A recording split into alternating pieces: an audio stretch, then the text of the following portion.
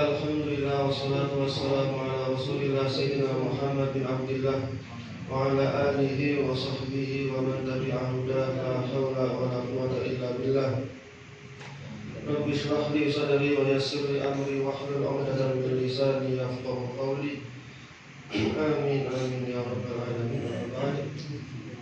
Alhamdulillah, bersyukur kepada Allah Subhanahu wa taala yang telah memberikan kita umur panjang, memberikan kesempatan sehingga kita bisa berjumpa, kita bisa jamaah salat subuh, kita bisa mengkaji Al-Quran, mengkaji tafsir di waktu yang berkah, di tempat yang berkah, di masjid yang berkah, insyaallah ta'ala. Semoga keberkahan ini selalu tercurah pada diri kita, pada keluarga kita, anak-anak kita, tetangga kita, kampung kita, dan seluruh masyarakat kita, insyaallah ta'ala. Bismillahirrahmanirrahim. Melanjutkan pembahasan kemarin tentang sejarah Nabi Adam, penciptaan Nabi Adam dan diangkatnya Nabi Adam sebagai khalifah. Khalifah artinya pemimpin di muka bumi ini. Khalifah artinya makhluk yang dipasrahkan, yang diberikan kemampuan, diberikan tanggung jawab untuk mengelola bumi dan isinya. Ketika Nabi Adam ditunjuk sebagai khalifah, maka ada gonjang-ganjing, termasuk di kalangan malaikat dan juga di kalangan iblis. Lalu singkat cerita, Allah mengajarkan Nabi Adam berbagai ilmu, berbagai pengetahuan yang menyangkut kehidupan bumi dan juga mengelola bumi dan segala isinya. Saat itu juga Nabi Adam diberikan pengetahuan tentang objek-objek yang ada di bumi dan juga seluruh isinya.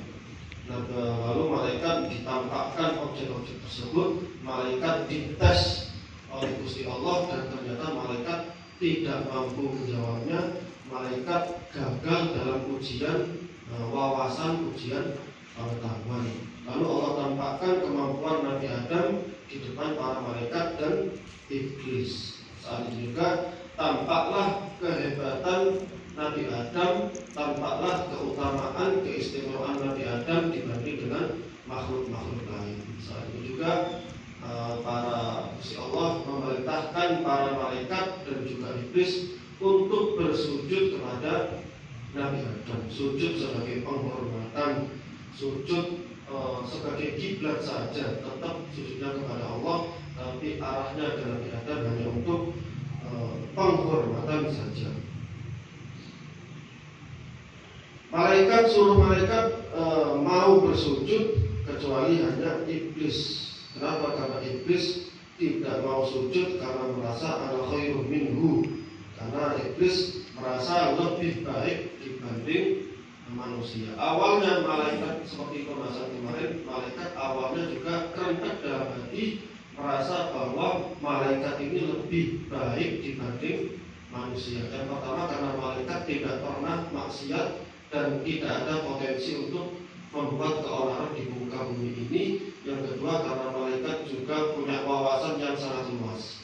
Kenapa? Karena malaikat ini hidup jauh lebih lama, jauh lebih duluan dibanding manusia. Akhirnya lantas wawasan yang dimiliki para malaikat tentang bumi, tentang langit pun juga otomatis secara zahir lebih hebat dibanding Nabi Adam. Ternyata Allah membuktikan bahwasanya Nabi Adam lebih baik, lebih hebat dibanding para malaikat. Tapi iblis masih merasa dirinya lebih baik. Di samping iblis adalah makhluk yang cerdas, makhluk yang hebat, yang ahli ibadah, yang cerdas, yang sempat memimpin kaum para malaikat, tapi iblis juga merasa bahwa penciptaan pun dari unsur yang lebih istimewa. Iblis merasa lebih istimewa karena diciptakan dari api, sedangkan Nabi Adam diciptakan dari tanah.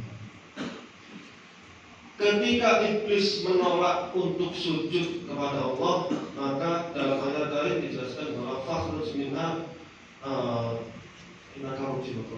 intinya iblis dan posisi itu di surga, langsung Allah suruh keluar, langsung diusir dari keistimewaan surga. Saat itu juga iblis muangkel, iblis marah, muntah. Kenapa? Karena iblis yang awalnya sangat istimewa, yang awalnya sangat dimuliakan, pimpinan para malaikat hidupnya di surga, hanya gara-gara tidak mau, hanya gara-gara diperintah tunduk, diperintah sujud penghormatan, rukuk penghormatan, nunduk penghormatan kepada Nabi Adam, tapi iblis gengsi. Hanya karena itu saja iblis dicap sebagai makhluk yang durhaka.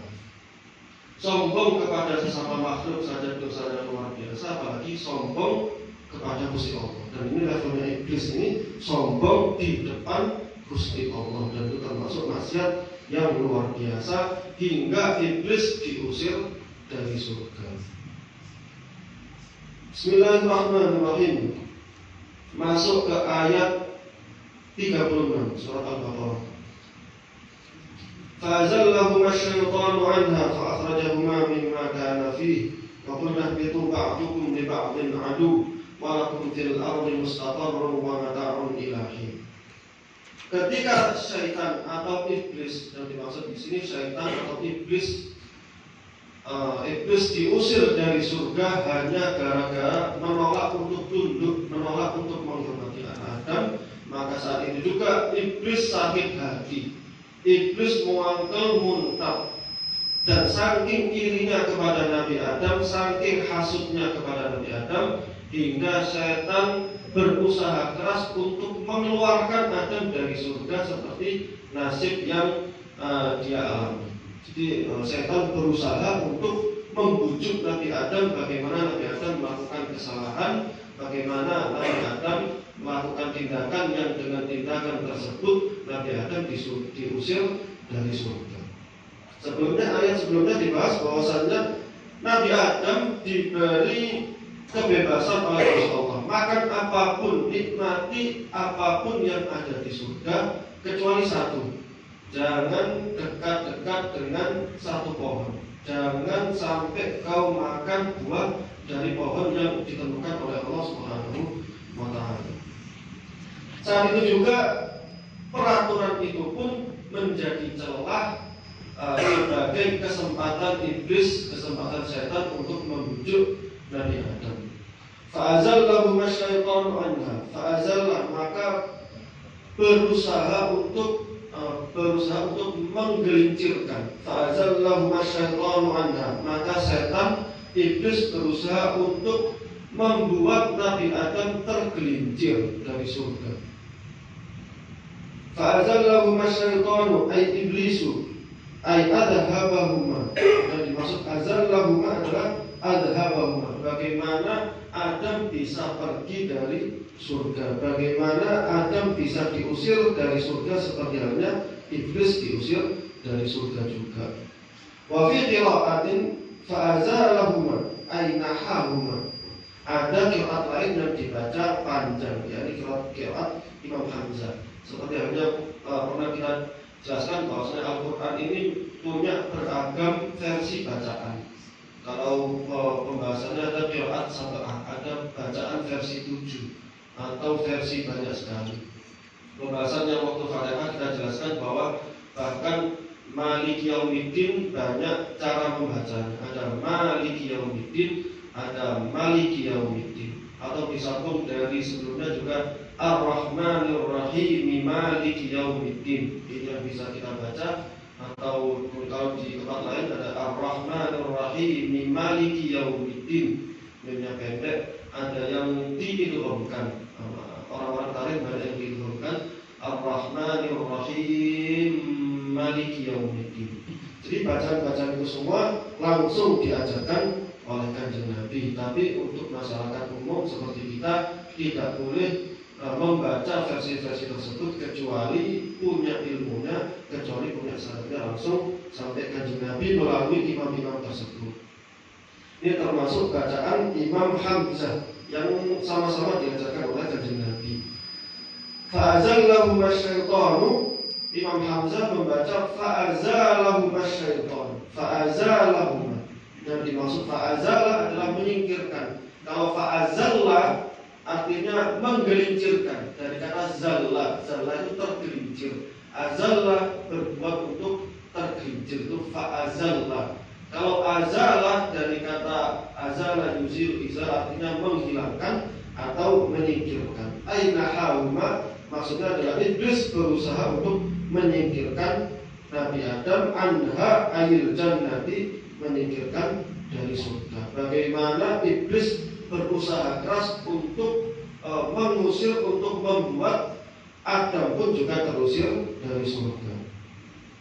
Bi'an qala lahuma, usaha tersebut salah satunya iblis berkata kepada Adam dan Hawa, hal adullukuma ala syajaratil khuldi, wahai Adam dan Hawa, maukah kamu aku tunjukkan pada pohon yang sangat istimewa, buah yang sangat indah, buah yang sangat enak, yang syajaratil khuldi. Al khuldi itu bermakna keabadian, yang jika kau wahai Adam dan Hawa, ketika kau mau makan buah itu, maka kau akan menjadi makhluk yang abadi. Kalau kamu tidak makan itu, maka kamu menjadi manusia biasa yang terbatas dengan umur yang singkat. Itu kebohongan yang dilemparkan oleh iblis kepada Nabi Adam. Faqasamahuma billahi, bahkan iblis pun juga bersumpah di depan Nabi Adam dan Hawa atas nama Gusti Allah. Ini yang membuat getar Nabi Adam. Ini membuat Nabi Adam tergetar hatinya. Kenapa? Karena kita tahu semua bahwa iblis saat itu adalah makhluk yang sangat mulia di antara makhluk-makhluk langit, termasuk mulia di kalangan para malaikat. Termasuk iblis itu orang makhluk yang cerdas, makhluk yang hebat, makhluk yang dibawa. Saat makhluk yang seperti ini bersumpah atas nama Gusti Allah, Nabi Adam itu tidak bisa membayangkan bagaimana makhluk yang mengetahui keagungan Gusti Allah lalu dia bersumpah berdusta, bersumpah atas nama Allah. Maka Nabi Adam tahunya tidak mungkin makhluk yang diciptakan Allah mengetahui keagungan Allah berani bersumpah atas nama Allah. Maka atas dasar itulah Nabi Adam luluh lalu ikut apa kata iblis. Faqasamahuma billahi innahu lahuma lamin nasihin. Bahwasanya iblis pun bersumpah bahwa dia jujur, dia berkata benar, dan iblis itu merasa dia telah menasihati Nabi Adam dan Hawa. Fa'akala minha. Lalu saat itu juga Nabi Adam dan Hawa pun juga ikut makan buah keabadian itu. Buah khuldi itu buah yang telah dilarang oleh Gusti Allah Subhanahu wa taala untuk dikonsumsi. Ada banyak versi. Yang jelas iblis bersumpah atas nama Gusti Allah demi membujuk Nabi Adam akan melanggar aturan Allah yang ada di surga itu. Ada versi yang langsung Nabi Adam kena bujuk gara-gara iblis bersumpah. Ada versi yang mengatakan tidak. Sebetulnya Nabi Adam pun ketika iblis bersumpah atas nama Gusti Allah, berdusta atas nama Gusti Allah, Nabi Adam tidak lantas percaya. Tapi yang percaya pertama adalah istri beliau, Sayyidah Hawa. Kenapa? Karena perempuan itu ketika melihat keindahan dunia, keindahan kenikmatan, gampang tergoyah. Saat itu juga istrinya goyah, istrinya pun tertarik dengan buah yang bentuknya indah, bentuknya menarik, rasanya sangat enak sekali. Saat itu juga Hawa memakan buah indah tersebut, buah enak tersebut, dan langsung takjub. Berkata kepada Nabi Adam, suamiku, makan buah ini. Ini buah sangat indah, sangat enak sekali. Tidak ada buah yang pernah saya rasakan seenak ini. Sayyidah Hawa pun merayu-rayu Nabi Adam hingga Nabi Adam luluh karena perkataan istrinya. Hingga dua-duanya pun akhirnya makan buah tersebut. Itu bukti bahwa banyak sekali kejahatan-kejahatan, banyak sekali pelanggaran atau keputusan-keputusan suami yang dikendalikan oleh istri. Kebanyakan koruptor-koruptor pun juga demikian, yang awalnya pejabat bagus tapi tergoyahkan karena pemikiran sang istri. Kenapa? Karena pejabat gajinya sedikit, ketika ada tender, ketika ada bisnis, ketika ada proyek kong kali kong dengan perusahaan dan sebagainya, maka banyak sekali uang-uang sebagai gratifikasi. Dan saat itu juga istri, kebanyakan istri-istri pejabatlah yang punya andil utama untuk membujuk suaminya hingga suaminya terjatuh dalam kasus gratifikasi atau korupsi. Itu sudah terbukti hingga sejak zaman Nabi Adam. Zaman Nabi Adam pun juga terbujuk oleh iblis karena rayuan Sayyidah Hawa. Fa'akhrajahuma mimma kana fi. Maka saat itu juga Allah mengeluarkan ketika Nabi Adam dan Hawa ketahuan makan buah terlarang, maka saat itu juga Allah menghukum Nabi Adam dan Hawa untuk dikeluarkan mimma kana fihi minan na'im, dikeluarkan dari surga tempat mereka berada. Lalu timbul pertanyaan, iblis ketika menolak sujud kepada Nabi Adam, otomatis iblis telah durhaka dan iblis diusir dari surga. Nah, iblis akhirnya dendam, iri dan dengki, hasut kepada Nabi Adam agar Nabi Adam pun juga diusir dari surga. Pertanyaannya, percakapan tersebut, percakapan ketika iblis membujuk Nabi Adam, ini posisinya di mana? Ketika posisinya di surga, pertanyaannya, bukankah iblis sudah diusir dari surga? Itu pertanyaan utama. Kenapa? Karena iblis sudah diusir, tapi ternyata masih bisa ngobrol, bisa membujuk dengan Nabi Adam. Ini banyak ahli tafsir, setidaknya ada 3 versi. Yang pertama bahwasanya iblis membujuk Nabi Adam melalui telepati jarak jauh. Iblis posisinya sudah di bumi, sudah terusir di bumi. Nabi Adam posisinya di surga. Ada yang mengatakan telepati, ada yang mengatakan menyuruh anak buah setan, anak buah iblis yang belum terusir di surga akan menyampaikan salam, menyampaikan nasihat dalam kutip nasihat iblis kepada Nabi Adam. Ada yang mengatakan iblis hanya berdiri di depan pintu surga. Jadi iblis tidak bisa masuk surga, iblis hanya berdiri di depan pintu surga, berbincang bersama Nabi Adam, membujuk Nabi Adam dan Siti Hawa. Ada juga versi yang lebih kuat, versi yang banyak dipegang para ahli tafsir, bahwasannya iblis masuk surga melalui ular yang ada di surga itu. Bahwasanya dijelaskan ketika Nabi Adam dan Hawa berada di surga, beliau berdua punya khodim, punya pembantu berupa hewan ular. Ular tersebut ular yang sangat indah, yang tidak pernah dijumpai di bumi ini. Namanya hewan, namanya di surga semuanya adalah indah, bahkan hewan-hewannya pun juga indah. Ular yang menjadi khodim, menjadi pembantu, menjadi partner sahabat Nabi Adam dan Hawa, termasuk ular yang sangat indah.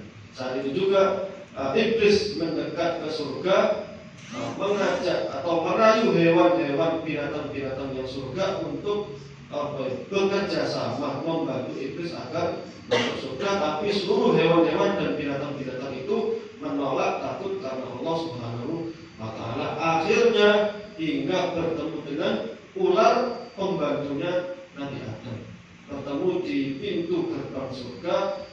Iblis merayu-rayu hewan tersebut hingga hewan tersebut luluh.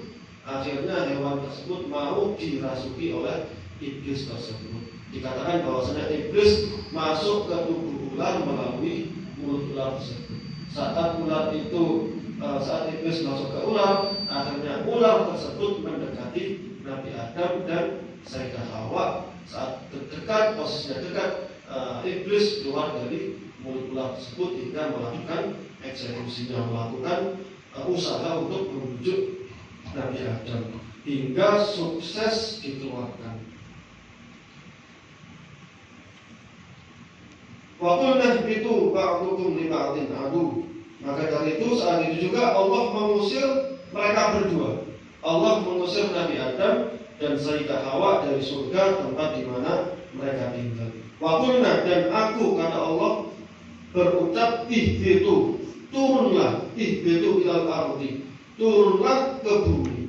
Ai antuma, turunlah kalian berdua Nabi Adam dan Hawa, bimastamal tuma alaihi min dzurriyyatikuma.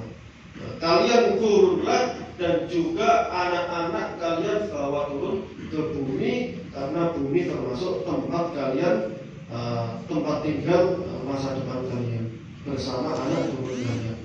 Ba'dukum li ba'din adu, ba'dukum sebagian di antara kalian, ai ba'dul dzurriyyah, sebagian di antara kalian li ba'din adu, antara satu sama lain akan punya unsur permusuhan.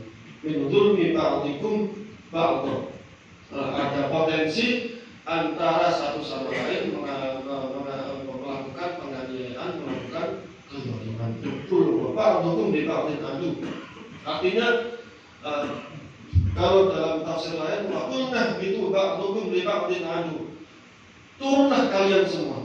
Artinya turun ini khitabnya atau ucapan Allah tersebut ditujukan pada 4 makhluk, yakni Nabi Adam, Sayyidah Hawa, ular pembantunya Nabi Adam, yang keempat adalah iblis. Jadi keempat-empatnya disuruh turun ke bumi. Nabi Adam, Hawa, ular, dan juga iblis. Ba'dukum li ba'din adu, antara satu sama lain di antara kalian akan ada potensi saling bermusuhan, akan berpotensi saling menzalimi satu sama lain, baik di antara internal, antara sesama manusia, antara sesama keturunan Nabi Adam, atau juga permusuhan antara bangsa manusia dan juga bangsa ular. Dan itu juga dibuktikan banyak hadis-hadis bahwasanya Kanjeng Nabi SAW memerintahkan kita untuk membunuh ular. Kalau ketemu ular maka bunuhlah. Berarti sunnahnya ketika bertemu ular maka harus dibunuh. Kecuali ketika ular tersebut ada di dalam rumah. Itu juga ada hadisnya bahwasanya ketika kalian menemukan ular di rumah maka jangan langsung dibunuh, tapi peringatkan 3 kali dulu. Jadi peringatkan atau usir tanpa membunuh terlebih dahulu hingga keluar dari rumah. Ketika usaha usiran tersebut tidak bisa sampai keluar rumah, maka boleh dibunuh. Maka para ulama menjelaskan bahwasanya kenapa ular di dalam rumah tidak langsung dibunuh, perintahnya tidak langsung dibunuh, karena ular yang ada di rumah berpotensi ada kemungkinan ular tersebut adalah jin yang menunggu di rumah tersebut. Maka jin pun juga makhluk, maka jangan sampai mengganggu antara satu sama lain. Tapi kalau ular tersebut tidak bisa terusir, tidak mau diusir, maka boleh dibunuh. Kalau ular di luar rumah, maka sunnahnya langsung dibunuh. Itu bukti bahwasanya Nabi Muhammad pun juga memerintahkan umat manusia untuk membunuh ular. Itu karena akibat pertama karena membahayakan, yang kedua karena kisah pengkhianatan ular terhadap Nabi Adam. Ular itu asalnya mulanya adalah pembantunya Nabi Adam, bahkan sahabatnya Nabi Adam di surga. Saat itu juga ular bersedia untuk kong kali kong bersama iblis, memasukkan iblis ke surga hingga membujuk Nabi Adam dan Hawa. Dan oleh sebabnya juga Nabi Adam melakukan kesalahan hingga diturunkan ke bumi. Ba'dukum li ba'din adu, antara satu sama lain akan berpotensi bermusuhan. Begitu pula dengan bangsa manusia dengan bangsa iblis, bangsa setan juga ada permusuhan dari awal hingga sampai hari kiamat. Jadi relasi permusuhan itu ba'dukum li ba'din adu, antara satu sama lain akan ada potensi permusuhan. Itu permusuhan antara bangsa manusia dengan bangsa iblis yang akan terus mengganggu manusia, akan terus berjuang agar manusia jauh dari ketaatan, agar manusia tidak masuk surga, seperti halnya iblis yang nasibnya jelas dalam Al-Quran akan masuk neraka selama-lamanya. Atau permusuhan antara bangsa manusia dengan bangsa ular. Salah satu bukti bahwasanya Nabi Muhammad pun juga memerintahkan kita untuk membunuh ular ketika menemuinya. Yang terakhir, antara ba'dukum li ba'din adu, bahwasanya keturunan Nabi Adam secara internal pun juga berpotensi saling menjatuhkan, saling bermusuhan, saling menzalimi antara satu sama lain. Wa qulna bitu ba'dukum li ba'din adu, walakum fil ardi mustaqarrun wa mata'un ila hin. Walakum fil ardi mustaqarrun, wahai Adam dan Hawa, kalian di bumi akan aku jadikan orang yang mengelola bumi, dan bumi ini dijadikan mustaqarrun ay maudhi'u qararin, tempat tinggal wa mata'un, dan Allah berikan kebutuhan, Allah berikan keperluan, Allah berikan kesenang-senangan. Ay ma tatamatta'una bihi min nabatiha, Allah berikan tumbuh-tumbuhan yang ketika dimakan merasa nikmat dan bisa memenuhi keperluan-keperluannya. Jadi Nabi Adam diusir dari surga, diturunkan pada bumi. Allah jadikan bumi sebagai tempat tinggal Adam dan Hawa, dan juga zuriyah-zuriyahnya, keturunan-keturunannya. Saat itu Nabi Adam dipisah, turunnya bukan bareng dengan Sayyidah Hawa, tapi Nabi Adam turun di tanah India, di Hindi atau India, sedangkan Sayyidah Hawa turunnya di Jeddah, di kota Jeddah di Saudi Arabia, di 1 jam dari Makkah. Turunnya dari terpisah sangat jauh sekali. Saat itu juga ratusan tahun Nabi Adam tidak bertemu dengan Sayyidah Hawa, dan ratusan tahun juga Nabi Adam dan Hawa menangis karena menyesali perbuatannya, menangis tobat pada Allah Subhanahu wa taala. Wa mata'un ilahin. Jadi Allah memberikan atau menjadikan bumi untuk Nabi Adam sebagai tempat tinggal, dan Allah pun juga mempersiapkan keperluan-keperluan untuk kehidupan di bumi ini ilahinin sampai pada ajal tertentu. Jadi berbeda dengan malaikat dan sebagainya, malaikat yang abadi, manusia dijadikan oleh Allah ilahinin sampai waktu tertentu. Ai waktu qidai ajalikum, sampai waktu datangnya ajal kalian semua. Jadi manusia pun hidup di muka bumi ini sampai kesempatannya sampai ajal saja. Ajal kita nggak tahu kita mati kapan, bisa mati habis ini mati, setrum atau tabrakan dan sebagainya. Maka salah satu motivasi ibadah adalah ibadah kita tidak dibayar ibadah sampai tua. Kadang orang anak muda malas, tapi motivasi ibadah adalah ibadah sampai mati. Kita nggak tahu kontrak ibadah kita sampai kapan, sedangkan ibadah itu hanya sampai mati. Kita nggak tahu mati kita kapan. Barangkali nauzubillah ketika kita mati di lampu setrum mati. Barangkali kita naik motor ketabrak mati. Berarti mati tidak memandang umur, baik umur kecil, umur remaja, umur dewasa hingga umur tua. Walakum fil ardi mustaqarrun wa mata'un ilahin. Saat itu juga Nabi Adam diturunkan ke bumi. Nabi Adam di India, Sayyidah Hawa di Jeddah. Ratusan tahun Nabi Adam tidak bertemu dengan Sayyidah Hawa hingga puncaknya di tanah Arafah, di Jabal Rahmah, pertemuan Nabi Adam dengan Hawa setelah ratusan tahun lamanya. Fatalaqa Adamu min Rabbih kalimatin fataba alaihi.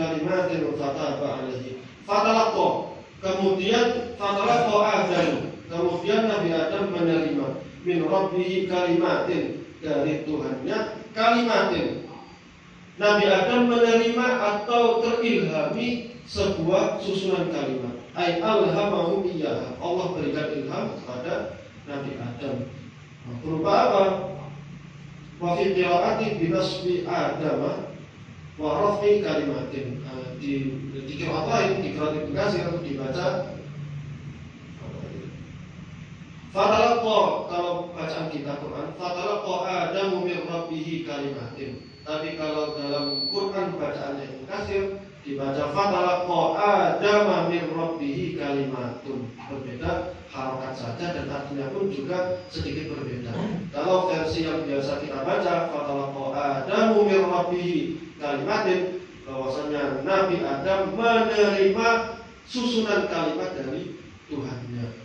Kalau versinya Ibnu Katsir fatalaqa Adama min Rabbih kalimatun, bahwasanya Adam didatangi susunan kalimat, diilhami susunan kalimat. Ai ja'ahu kalimatun, ai ja'ahu, telah didatangi susunan kalimat. Apa kalimat itu? Wa hiya rabbana zalamna anfusana wa illam taghfir lana wa tarhamna lanakunanna khasirin. Ini berarti Nabi Adam ketika berbuat kesalahan, ketika berbuat tergelincir menyalahi aturan, maka Allah pun setelah menangis. Itu ada hadis yang mengatakan, andaikan tangisan seluruh dunia ini dikumpulkan menjadi satu, maka tangisan itu tidak akan bisa mengalahkan tangisan Nabi Adam. Bahkan jumlah air mata yang dikeluarkan oleh seluruh penduduk bumi tidak bisa sebanding dengan air mata yang dikeluarkan Nabi Adam. Karena Nabi Adam saat itu juga merasa menyesal, selalu menangis selama bertahun-tahun, selama puluhan tahun, bahkan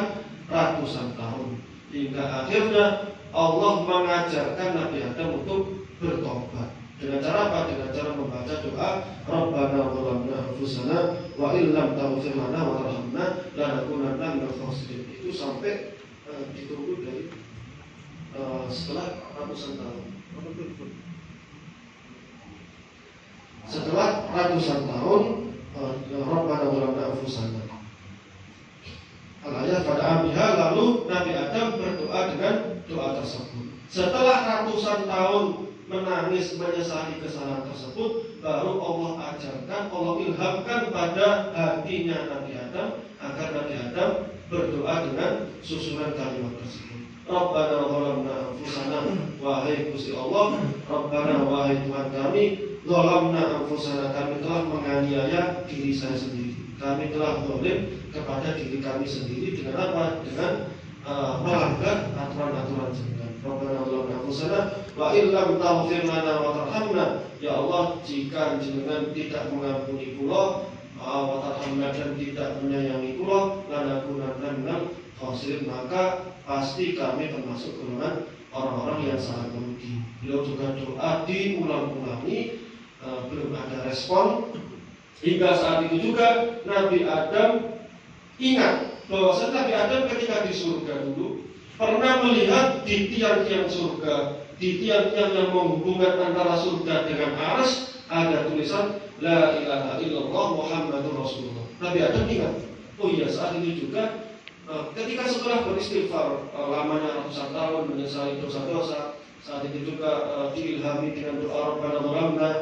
Lalu Nabi Adam ingat bahwasanya selama di surga saya sering melihat ada nama Muhammad, La ilaha illallah Muhammadur Rasulullah. Ada kalimat tauhid yang menempel di dinding surga, yang dipajang di tiang-tiang antara surga dan arsy. Maka saat itu juga Nabi Adam berinisiatif untuk membawa nama Muhammad. Maka ketika berdoa, Ya Allah, Rabbana zalamna anfusana wa illam taghfir lana wa tarhamna lanakunanna minal khasirin. Allahumma bihaqqi Muhammad faghfir lana. Ya Allah, bihaqqi Muhammad. Ya Allah, dengan berkah Muhammad, ya Allah, dengan hak Muhammad, dengan keberkahan Nabi Muhammad, dengan keistimewaan posisi Muhammad di sisimu, faghfir lana, maka ampuni dosa-dosaku. Saat itu juga Gusti Allah berkata kepada Nabi Adam, wahai Adam, kamu kok tahu nama Muhammad? Maka Nabi Adam menjawab, saya tidak tahu Muhammad itu siapa, tapi yang jelas Muhammad itu ada namanya banyak ditempel di dinding-dinding surga dan juga dia menuju arsy. Maka saat itu juga saya berpikir bahwasanya Muhammad ini bukan orang sembarangan. Itu pasti makhluk yang sangat mulia, makhluk yang sangat mengalahkan, yang sangat mulia, mengalahkan posisi malaikat dan apalagi iblis. Maka saat itu juga saya merasa bahwa Muhammad ini adalah orang dalamnya Gusti Allah.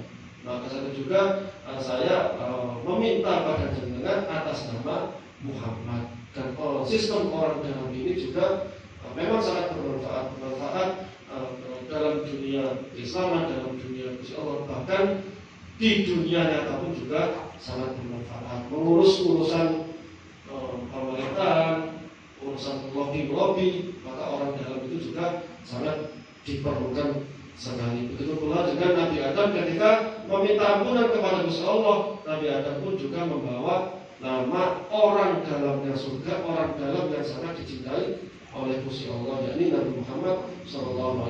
Itulah bukti bahwasanya orang pertama yang bertawassul kepada Gusti Allah dengan nama Muhammad adalah adalah Nabi Adam, dan itu termasuk hadis yang sangat sahih diriwayatkan oleh Imam Hakim dalam kitab Mustadraknya. Hadis-hadis yang diriwayatkan oleh Imam Hakim dalam Mustadraknya itu setidaknya kesahihannya selevel dengan Sahih Bukhari dan Sahih Muslim, artinya sahihnya di atas rata-rata. Hadis ini juga disahihkan oleh Imam Baihaqi dan banyak sekali imam-imam yang mengesahkan hadis ini, yang mensahihkan hadis ini, bahwa Nabi Adam pun bertawasul kepada Gusti Allah. Maka dari itu kita juga berdoa ditambahi di hati Muhammad. Ya Allah, umpama kita berdoa minta kekayaan, minta kesejahteraan, minta kemudahan, maka dianjurkan untuk membawa nama Nabi Muhammad. Allahumma bihaqi Sayyidina Muhammad. Lalu dilanjutkan doa-doanya. Doa ketika sujud itu yang paling mujarab. Cuman kalau tidak bisa bahasa Arab, jangan mengucapkan bahasa selain bahasa Arab di dalam sholat, karena bisa membatalkan sholat kita. Kalau kita ingin melamakan sujud dan berdoa di dalam sujud, maka doa di dalam hati saja, karena Gusti Allah pun juga Maha tahu apa yang ada dalam hati kita. Memperlama sujud, terutama sujud yang akhir sebelum salam, dilamakan. Sujud di situ berdoa dalam hati, memakai bahasa Indonesia, bahasa Jawa, curhat pada Gusti Allah di dalam hati saja, dan jangan lupa membawa nama Nabi Muhammad, bihaqi Sayyidina Muhammad.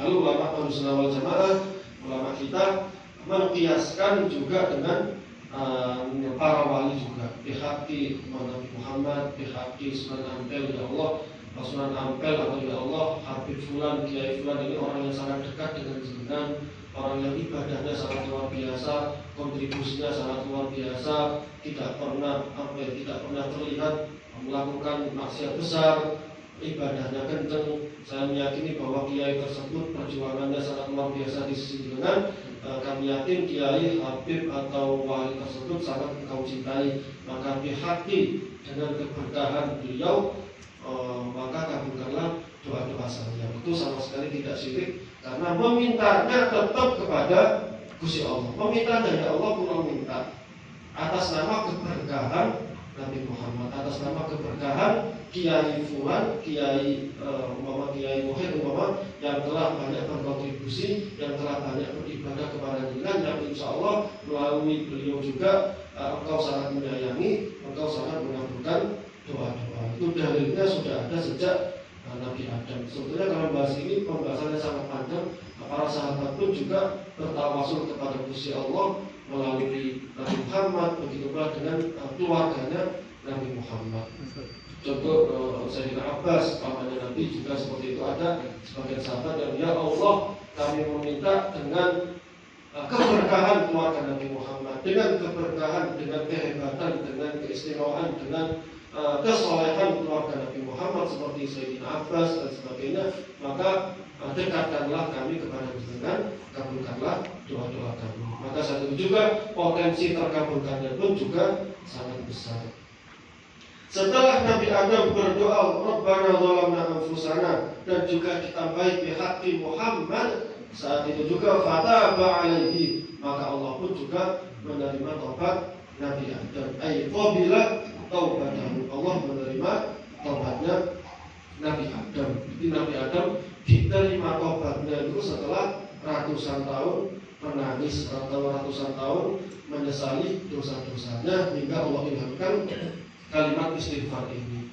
Berbeda dengan umatnya Nabi Muhammad yang memiliki istimewaan yang sangat luar biasa ketika melakukan kemaksiatan, bahkan membawa kemaksiatan yang besar, maksiat bertahun-tahun, bahkan puluhan tahun dia maksiat, hidup di dunia gelap. Maka ketika dia tobat hanya membutuhkan 3 hal saja. Yang pertama, menyesali perbuatannya. Yang kedua, bertekad tidak mengulangi. Yang ketiga, meminta ampunan kepada Gusti Allah. Jadi umpama preman yang jarang sholat, yang naudzubillah mendem, naudzubillah madon atau wedoan, maka ketika tobat dengan sepenuhnya, hanya dengan menyesali perbuatannya, bertekad tidak mengulangi, lalu meminta ampunan kepada Gusti Allah, maka innallaha yaghfiru dzunuba jami'a, maka Allah akan mengampuni seluruh dosa-dosanya. Karena Allah itu la ahad aghyaru tidak ada satupun yang bisa mengalahi kecemburuan Allah kepada kita semua. Artinya apa? Tidak ada satupun yang mencintai diri kita melebihi cintanya Gusti Allah. Bahkan cintanya ibu kepada anak itu sangat kalah jauh dengan cintanya Gusti Allah kepada hambanya. Maka setiap malam, setiap pagi ketika malaikat mencatat amal buruk seorang hamba ketika bermaksiat, Allah selalu menahan. Padahal ini preman, gak tahu sholat, maksiat. Ketika malaikat nulis dosanya ditanggal oleh Allah. Jangan kamu tulis dulu. Barangkali beberapa menit kemudian dia menyesal dan bertobat. Sampai sore harinya hingga 24 jam baru malaikat diizinkan menulis dosa-dosanya. Itu pun dosanya jangan kau tulis lebih dari apa yang dia lakukan.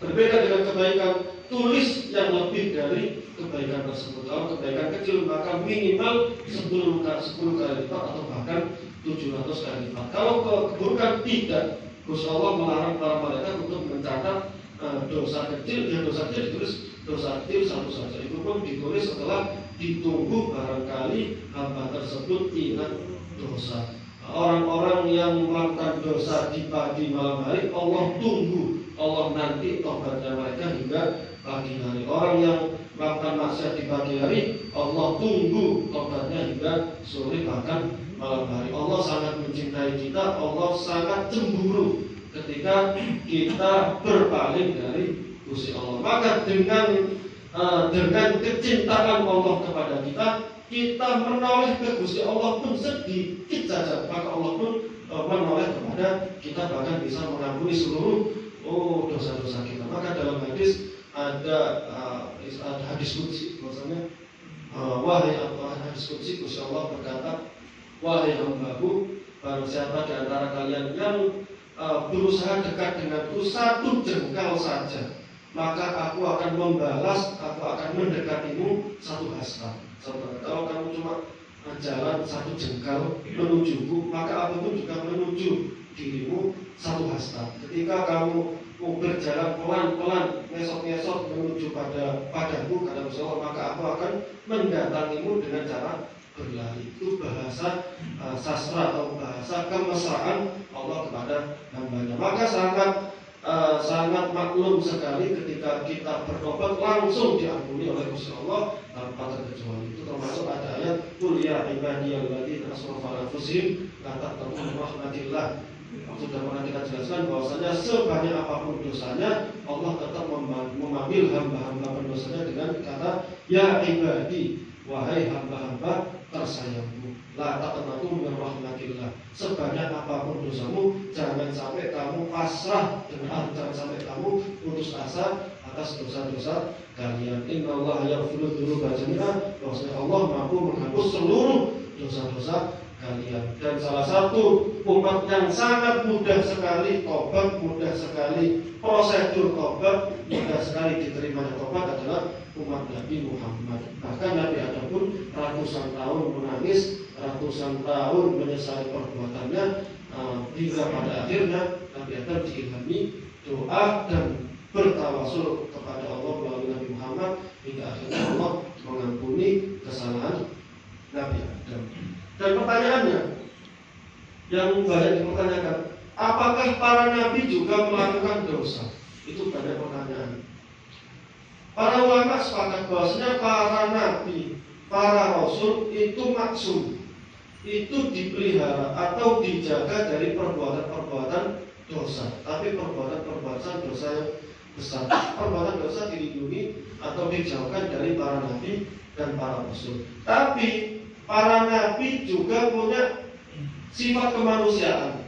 Artinya ada potensi melakukan sedikit kekeliruan. Tapi bedanya para nabi dengan masyarakat umum adalah nabi ketika melakukan kesalahan atau kekeliruan, maka Allah langsung memberitahukan bahwasanya itu keliru. Yang kedua, Allah menegur. Yang ketiga, langsung nabi itu mengetahui, langsung menyesali dan bertobat. Dan dengan kejadian itu, para nabi pun kejadian tersebut bisa diambil pelajarannya. Beda dengan orang biasa maksiat. Tapi Nabi dijaga dari dosa-dosa. Ketika melakukan kekeliruan pun langsung diingatkan Gusti Allah, dan para Nabi pun langsung menyesali dan bertobat kepada Gusti Allah. Itu pun kekeliruan yang hanya bisa dihitung 1, 2, 3, tidak seperti kita yang sangat banyak kesalahan.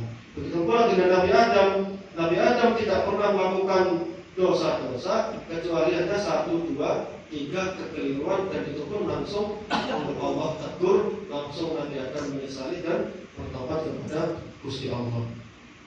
Innahu huwa tawwab. Sesungguhnya Allah Maha At-Tawwab, Maha penerima tobat yang sangat banyak sekali. At-Tawwab itu sifatnya mubalaghah. Kalau istilahnya hiperbola mungkin. Kalau bahasa Indonesia bahasa hiperbola, melebih-lebihkan. Artinya apa? At-Tawwab itu artinya maha itu artinya sangat agung sekali. At-Tawwab itu dari kata tobat. Allah menerima tobat. Kalau At-Tawwab itu bentuk hiperbola yang sangat tinggi sekali. Allah sangat mudah sekali untuk menerima tobat. Ala ibadihi, pada hamba-hamba Allah Subhanahu wa taala. Ar-Rahim bihim, Allah sangat menyayangi hamba-hambanya. Lalu qul nahbitu minha jami'an. Fa imma ya'tiyannakum minni hudan faman tabi'a hudaya fala khaufun 'alaihim wa lahum yahzanun. Lalu qulna, aku berkata, ihbitu minha, kalian berempat turunlah dari surga, jami'an semuanya. Ada yang mengatakan 4 itu, ada yang mengatakan itu khitab kepada Nabi Adam dan juga keturunan-keturunan yang akan dilahirkan oleh Nabi Adam. Turunlah dari surga. Aika rawahu liyutafa alaihi, diulang-ulangi. Kenapa? Karena yang pertama di ayat sebelumnya wa qulna itu, di ayat sekarang ada qulna itu. Jadi perintahnya ada 2 kali. Yang pertama wa qulna itu menegaskan bahwasanya qulna itu turunlah ke bumi. Yang pertama menegaskan bahwa turunnya Nabi Adam ke bumi dengan 4 orang itu membawa potensi bermusuhan antara satu sama lain. Kalau di surga tidak ada potensi tukaran, tidak ada potensi zalim antara satu sama lain, tidak ada potensi permusuhan. Tapi ketika 4 orang ini diturunkan ke bumi, maka ada potensi di antara 4 jenis makhluk tersebut akan ada potensi permusuhan. Fa imma ya'tiyannakum minni hudan faman tabi'a hudaya fala khaufun 'alaihim wa lahum yahzanun.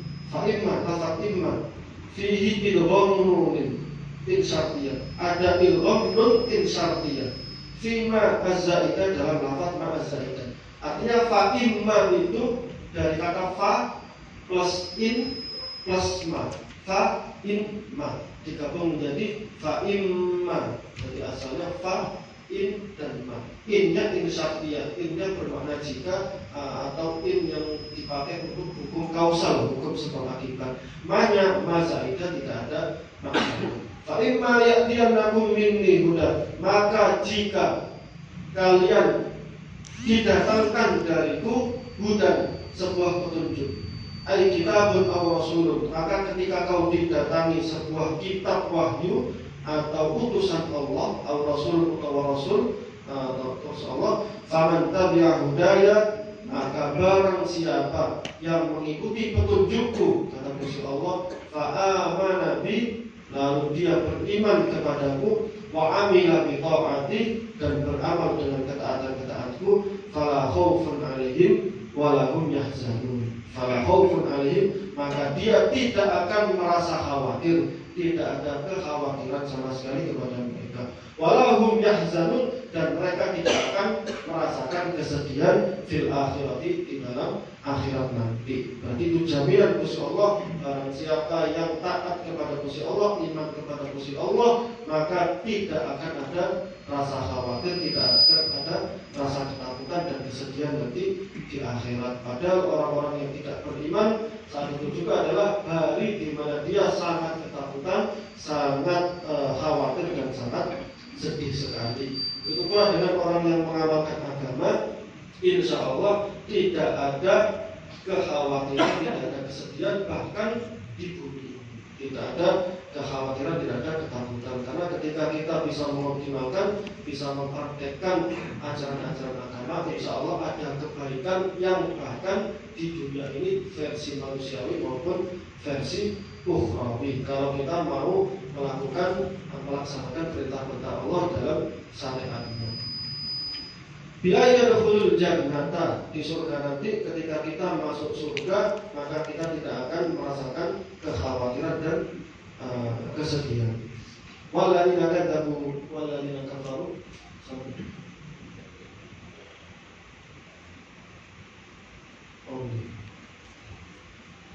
walladzina kafaru wa kadzabu bi ayatina sampai ayat akhir ayat. Walladzina kafaru wa kadzabu bi ayatina sampai satu ayat ini. Walladzina kafaru wa kadzabu bi ayatina ulaika ashabun nar hum fiha khalidun. Orang-orang yang mengikuti petunjukku, mengikuti Al-Quran, mengikuti Rasulullah, maka tidak akan ada kekhawatiran dan kesedihan nanti di akhirat dan mereka akan masuk surga. Berbeda dengan walladzina kafaru, orang-orang yang kafir, maka kadzabu bi ayatina, dan mendustakan ayat-ayatku, tidak mempercayai ayat-ayatku, ay kutubina, kitab-kitabku, kata Allah, ulaika ashabun nari hum fiha khalidun. Mereka adalah ashabun nari, penduduk-penduduk neraka, hum fiha khalidun, mereka di dalamnya bersifat abadi, ay makisuna abadan. Mereka orang-orang yang kafir, makisuna abadan, akan berdiam di neraka selama-lamanya. Tidak hanya 1 detik, tidak hanya 1 menit, tidak hanya 1 jam, tidak hanya 1 hari, tidak hanya tahunan, tidak hanya puluhan tahun, tidak hanya ratusan tahun. La yafnuna wa la yukhrajun, di dalam surga tidak akan merasakan kefanaan, tidak akan merasakan kerusakan, tidak akan merasakan kematian, dan tidak akan keluar dari surga. Surga, neraka. Orang-orang kafir maka disiksa di neraka sifatnya selama-lamanya. Tidak hanya dibakar dengan api selama 10 detik air panas, apalagi 1 menit, apalagi 1 jam, apalagi 1 hari, apalagi 1 tahun, apalagi ratusan tahun, apalagi ribuan tahun, apalagi selama-lamanya. Itu orang-orang kafir yang mendustakan agama Allah, maka hukumannya adalah neraka selama-lamanya.